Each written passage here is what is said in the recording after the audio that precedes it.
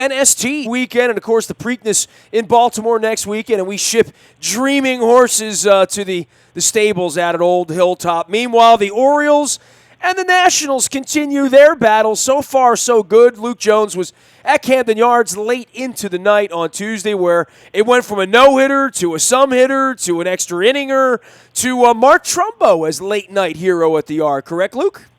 Yeah, it's just, we keep talking about it. I mean, all the issues with this club and all the weirdness that we've seen over the first, really over the first 6 weeks or so. I mean, there's been lots of different stuff that's happened. The Orioles just keep finding ways to win. And, we can keep talking about concerns, injuries, whether they're going to continue pitching the way they have and some of the names that have been unlikely to give them the contributions that they've gotten. They just keep winning, and back in first place, back having the best record in baseball again. I mean, it's just it's been really fun to watch, and pretty amazing to think about the fact that they were being no-hit through the first 5 innings, and Max Scherzer, who was just brilliant, and really was brilliant throughout his 8-inning performance, but Seth Smith hits a home run in the 6th. Adam Jones hits a home run in the 8th after Adam Lind had hit a pinch hit 3-run homer in the top half of the inning.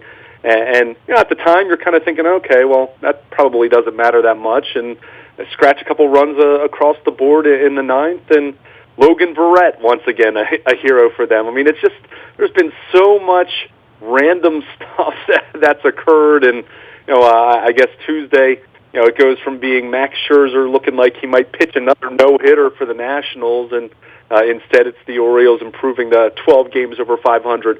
Earliest they've been 12 games over in the Buck Showalter era. So it just it speaks to this club. They're talented. I mean, it's not as though they don't have talent on this team, but a lot of intestinal fortitude going on in that clubhouse and trickling onto the field, certainly. All right, let's take these things one at a time. Let's start with Trumbo. This has not been his best campaign, and it certainly wasn't even a great night for him. But, when needed, you don't ever get the feeling like he can't make contact. I think it's the exact opposite. I think you get the feeling like, well, he'll hit one out here soon, right? I mean, and that's the vibe on him. Clearly for extra innings, they're looking for one hit, one home run, 12th inning. Doesn't go that way, but, for Trumbo, look, they're going to keep putting him in the lineup, right? I mean, that's that. Yeah, I mean, you have to. I mean, you just have to keep sending him out there and hoping that he snaps out of it. And certainly got a walk-off hit. First time he's done that since opening day when he hit the home run. And in his case, you just want him to find that stroke that he had for certainly in the first half last season, but even in the second half where he struggled more, he was still hitting home runs. So we saw the previous night on Monday hit one out. Gio Gonzalez threw a fastball up around his shoulders, and he just tomahawked it. Completely incredible to see. And Trumbo, as you pointed out, didn't have a hit until the bottom of the 12th. It was a perfect time for it. They walked Chris Davis intentionally to load the bases, and Mark Trumbo made them pay. So it was good to see. It wasn't anything about the hit that was magical other than the fact that he got the job done. So the Orioles keep waiting for him to get going. That's obvious. And, again, it just speaks to where they've been as a club, how successful they've been when Chris Davis and Mark Trumbo have combined for 7 home runs so far. So, and both of them have hit one recently. So just really speaks to how they've been able to overcome quite a few things where they haven't been firing on all cylinders, and certainly Mark Trumbo's performance at the plate, qualifies in that department. But they're winning in spite of it all, right? I mean, that's the real story is here. You feel like the best could be yet to come offensively for sure. I don't know about the pitching. That's still, to me, they may have pitched over their heads the first 5-6 weeks of the season, but they certainly haven't hit over their heads. Yeah, and I mean, as far as the pitching, I mean, it's is Dylan Bundy going to continue to do what he's done? Not to this dramatic degree, even if he still ends up being an all-star pitcher. But Kevin Gausman until his last start really struggled. Chris Tillman just now getting back on the mound, had a solid first outing for them over the weekend. But you're right about the offense. I mean, you look at it right now. There's only a handful of guys that you've really felt have produced. I mean, Seth Smith has been really good Adam Jones, has fallen off a little bit here over the last week or two, but overall had been really solid and hit the home run on Tuesday night. But you go down the list, I mean, Machado's had some power, but hasn't consistently hit the ball. Chris Davis was hot early, but he cooled off. Trumbo hasn't done much. Trey Mancini's not going to continue to hit home runs at the rate that he has. Well, no one's been torrid other really than him, right? He's the one guy, and maybe you'd say Scope's not going to be, but Scope hasn't been torrid either. You see this national team come in here, all these guys hitting 350, hitting 4 1/4. In the case of Zimmerman, nobody from the Orioles has achieved to that level this year, and I feel like there's going to come a point, especially when the weather heats up a little bit, where there's going to be a little step in it. There's going to be a little pop in it. There's going to be 2 and 3 home run innings at Camden Yards next month in July and August. Yeah, there will be. And, I mean, we saw what this team could do offensively in the month of June last year, where they were, they hit at a historic rate, almost top to bottom.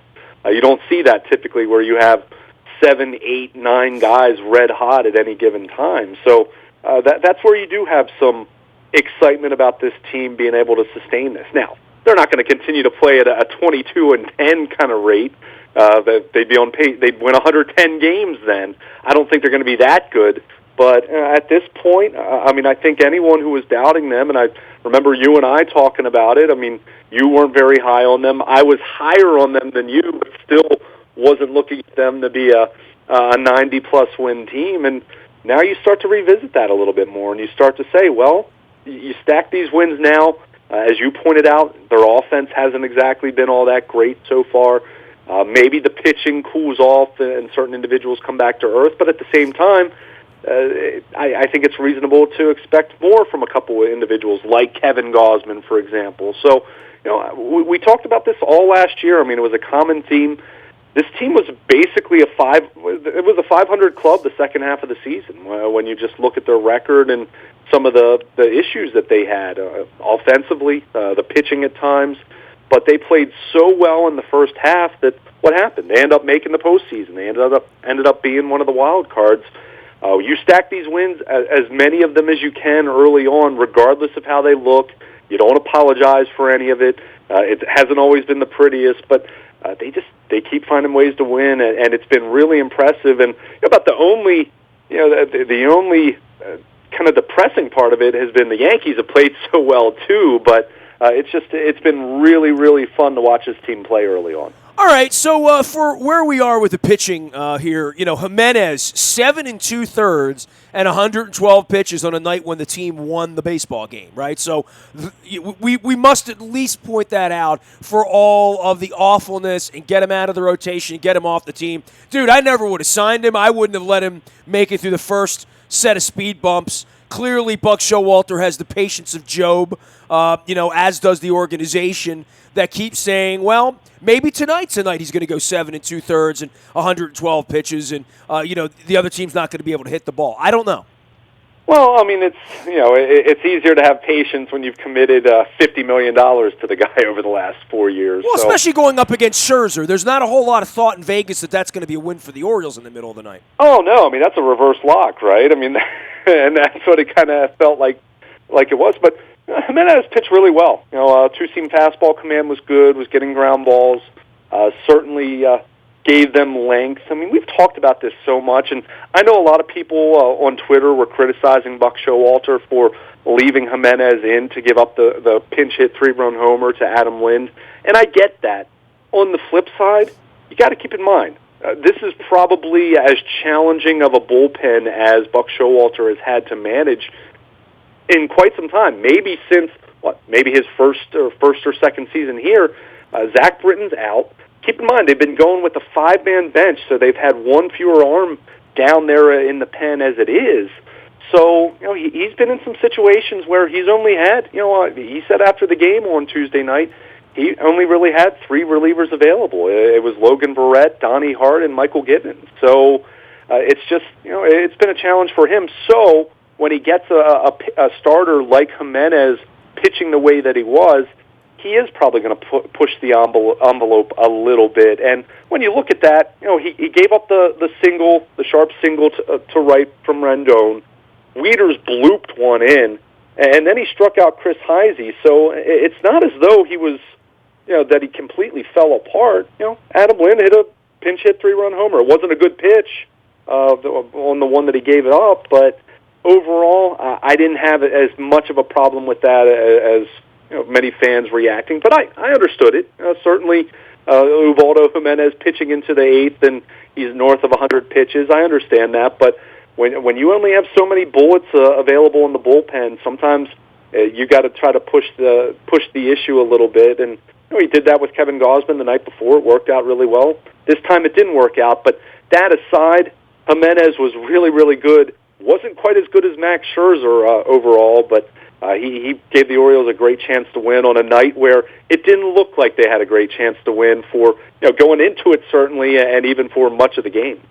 He is Luke Jones. You can find him at Baltimore Luke on Twitter, as well as Luke at WNST.net. The Orioles now make their way down the freeway. Do they actually get in a hotel? I mean, do the Nationals bus up here and stay here for 2 days, or do the Orioles do that in D.C.? I guess they kind of do, but it wouldn't be all that hard to drive home after the game, right? They kind of give them the option. Really? Okay, I did not know that. Yeah, they have a hotel down there if guys want to just do that. I mean, depending on...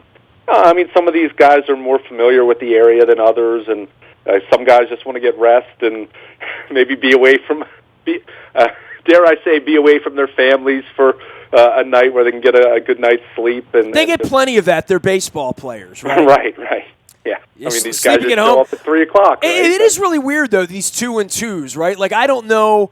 I live in downtown Baltimore. I mean, I guess I would just drive down to the park this afternoon, and when the game's over, drive home, I guess. But then again, after the game on Thursday night, they're going to have to fly to Kansas City anyway, so I guess it doesn't matter that much. But for the Nationals coming up here, I was kind of shocked that more fans didn't show up. And I started to tweet about this a little bit, and then I think about what my week has looked like, right? Like I've got real things going on. People like lacrosse around here. People have kids in places. People do want to watch the Wizards games and the Capitals games, and even if every Orioles fan doesn't feel that way, I would think every Nationals fan is probably a Capitals fan or at least an interested Wizards observer, and they're probably all Redskin fans as well, but there's only so many nights in the week. I mean, Wednesday night will be one of the craziest, most momentous nights in the history of Washington sports, right? And the Orioles are going to be down there in the middle of this. I'm driving to Washington on Wednesday night for Game 7. The Wizards fans are all tuned in. And then on top of that, you've got 60,000 people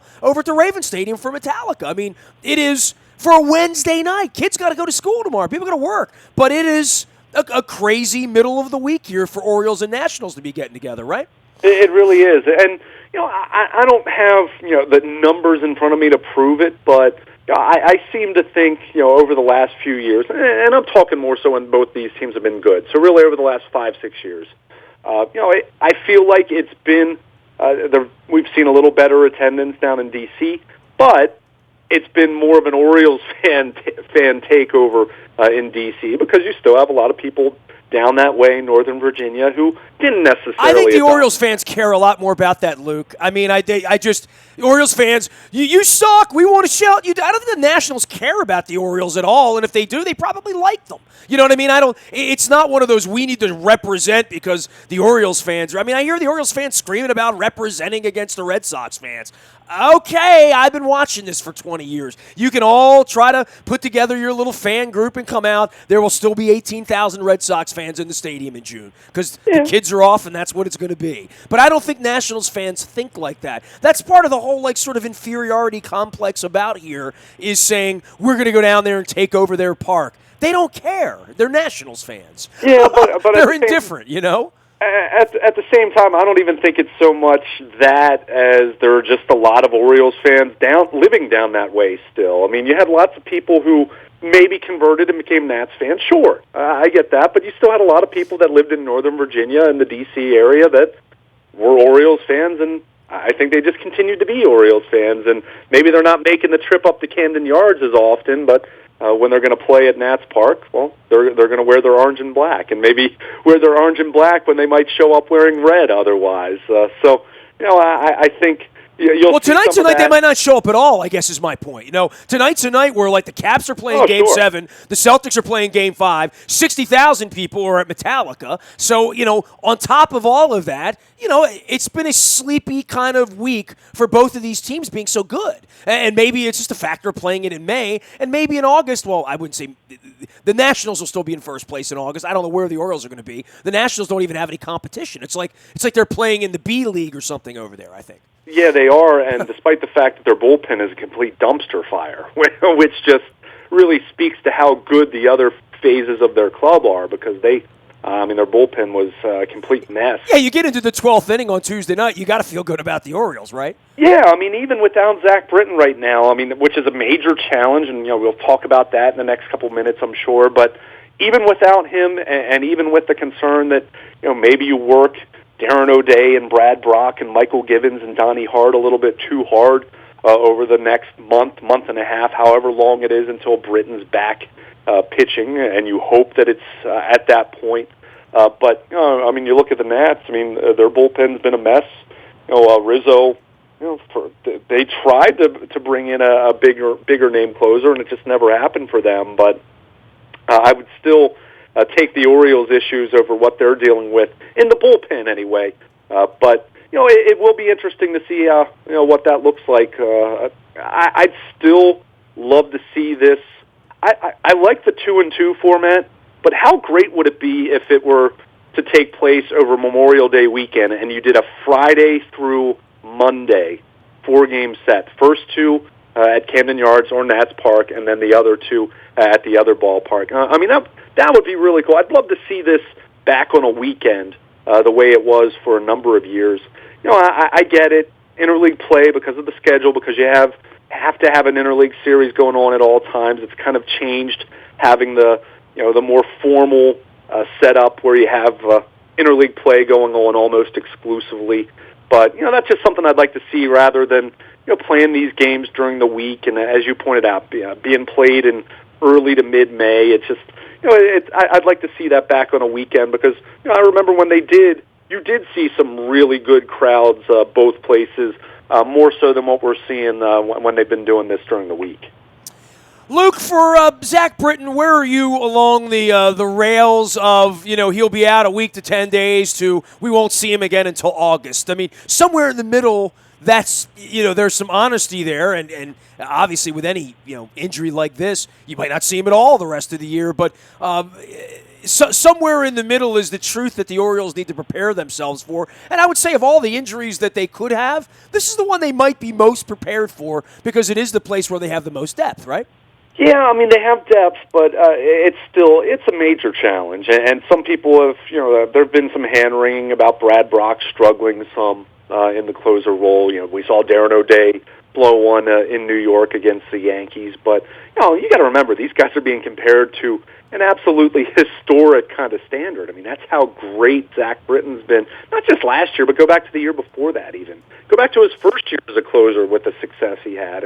This is one of the more successful 3-year runs that you'll ever see a closer have. So it's a tough standard to live up to. It's not an easy job. That's not to excuse either of those guys, but it's a challenge for them. Now, fortunately, they do have some depth, and I think there's even a couple guys at the minor league level that you could see in the mix, kind of like what we saw with Michael Givens when he was called up a couple years ago. You could see that later in the year. But with Britton, and look, they've been very emphatic, both him and the club, and there was another report out there that you assume came from Scott Boras, his agent. They've been very emphatic that he's got a muscular strain in his forearm, and he's pointed to the area where it's been. He's had, I think, 3 different MRIs now. All of them have said that the elbow is fine. You hope that's the case, and we don't really know that. And certainly we can point to examples where guys have had forearm issues and it ends up being Tommy John surgery, but there have also been examples that we forget because they become inconsequential in the long run of guys not having a Tommy John surgery, not having a UCL injury that's the root of all this. So in the case of this, he came back too soon, in the same way that if you come back too soon from a hamstring issue or anything like that, what happens a lot of times? You end up having a recurrence of it. So They've shut him down for a longer period of time. All we know is for sure that he's going to Sarasota. He's going to rest for a good 10 days, if not a little bit longer than that. And then he's going to start a throwing progression, and it's going to be gradual because they're really going to be careful in how they test it. When you have a hamstring, an oblique, anything like that, when you're coming back from a muscular strain, you have to be really careful because a setback, you start right back from the beginning, and that's what happened here, except the inflammation was probably a little bit worse, and they kind of had to say, hey, we need to be much more conservative, much slower with this than we were the first time around. And Zach Britton even acknowledged that he probably came back a little bit too soon and wanted to push it a little more than maybe the medical staff advised. But ultimately, it's his decision in that regard. So, whether it ends up being 45 days, whether it ends up being 60, whether it ends up being longer than that because he has some kind of setback along the way, you got to be careful with this. As much as it's painful not to have him in the ninth inning right now, you got to be thinking about the big picture because if it is truly just a muscular issue with the forearm, it will heal if you give it sufficient time to heal. But it's not one of those things that you can rush through. It's not one of those things you can just will to get better. It needs time, and if they do that, then they should have him back for the second half of the season, and you hope that he's right because even when he pitched against the Red Sox twice last week, we talked about it even before the discomfort showed up last Friday morning. His sinker was flat, wasn't getting the normal movement on his pitches, so you need to get the optimal Zach Britton back in the ninth inning pitching for the Orioles. I mean, if they're going to be a great team, if they're going to get to where they want to go from a postseason standpoint, then it's more difficult envisioning it happening if Zach Britton's missing most of or all of the season. So you just have to be patient. You have to hope that Brock and O'Day and Givens and Hart and whoever else is in the mix, Logan Verrett, Alec Asher, whoever, and they've gotten some unlikely contributions. You just have to hope that they're able to continue to pass the workload around and that Buck Showalter is able to keep these guys healthy. But what we do know, what became abundantly clear on Tuesday, we're not going to see Zach Britton until probably the late June at the absolute earliest. He is Luke at WNST.net as well as Baltimore. Luke, he is tallying off and resting up and monitoring his remote control here the next couple of days. And the Orioles, a couple of games in D.C., then off to Kansas City where they also have some problems there, right? Like, boy, did that end quickly, right? Orioles are still in first place and the best team in baseball, and the Royals are, a broken franchise all of a sudden, right? It happens quickly, doesn't it? Absolutely. They had such good mojo for a couple years. Reminds me like the 49ers, right? Like they're in the Super Bowl, they're going to win, and then 2 years later, Kaepernick can't get employed. Jim Harbaugh's running a college. They're on their third coach. The Royals look to be teetering there, right? They didn't sort of fix this the way they should have, and maybe they didn't have enough money to fix it, right? Well, it's that, and you have a team that has pending free agents, and at this point, barring a massive turnaround, they're going to be sellers, and they might not even wait until late July. It's clear that their window is closed. Closed. Shut. It might be cracked at this point, and the only reason you say that is because Cleveland hasn't run away with that thing so far. So they were 6 games out going into Wednesday, and they've played poorly. But look at the Blue Jays. A team that we thought were going to be really good this year, and they're still sitting there at 12-21 and 10 and a half games back, and they've played a little bit better here at times, but still not good enough to climb out of that early hole. So it shows that as much as we've maybe talked about the Orioles not getting to the next level, not advancing to the World Series, not winning a championship, it's still really tough to do what they've done over the better part of going on 6 years now, where all but one of those seasons has been a winning season. They've been to the playoffs 3 times. They're off to a great start here in 2017. It can be very fleeting, and who knows, we could be talking about the Orioles a year or two from now, given some of the free agents that they have coming up over the next 2 off seasons. They might be in that position very rapidly. That's why you enjoy it while you can, and you hope that they're able to maximize the opportunity that they have so far this year with having the best record in baseball. Hey, we're a fifth of the way through the season now, so 32 games into this, so far so good. And I think with some of the things that haven't gone well, you hope that picks up because some other things are probably going to waver a little bit more, and they're not going to necessarily get great performances from Logan Verrett and Gabriel Yanoa and Alec Asher. So you hope some other guys are ready to step up. You hope the bats are ready to heat up. If some other guys get going offensively who haven't to this point. But it's just been a lot of fun to watch, and it can go away pretty quickly as the Kansas City Royals have shown so far this year. Orioles with the mini sweep of the Nats in extra innings on Tuesday night here at Camden Yards. They move to D.C. as eyes move to Celtics, Wizards, Caps, Penguins. James Hetfield, the whole deal. Miley in Strasburg, Bundy and Cole, then the Orioles for 3 in Kansas City, and then off to Detroit in the middle of the week next week as well. You can find both of us out in the Bahia Toyota Audio Vault 24 hours a day from anywhere in the world on your mobile device. Just download the TuneIn Radio app. We do come in crystal clear. The morning newspaper, chock full of goodies, comes to your email inbox at 7 a.m. each and every morning. That's powered up by Planet Fitness and PlanetFitness.com. Last but never least, breaking news happens first on your WNST Tech Service. That is all brought to you by Coons Ford of Security Boulevard. Dennis will be here on Thursday getting you ready for the weekend. I am away this weekend. I'm hoping that the hockey season lingers longer. You can follow all of my hijinks out on Facebook, Twitter, LinkedIn, Snapchat, Instagram, and of course streaming live on our Facebook as well as our YouTube WNSTV channel. I don't think Mike Tomlin's going to show up in pictures with me on Wednesday night at Game 7, but quite frankly, you never know. It's like Chuck Berry. You never can tell. I am Nestor. We are WNST.net, AM 1570, and WNST Towson, Baltimore, and we never stop talking Baltimore sports.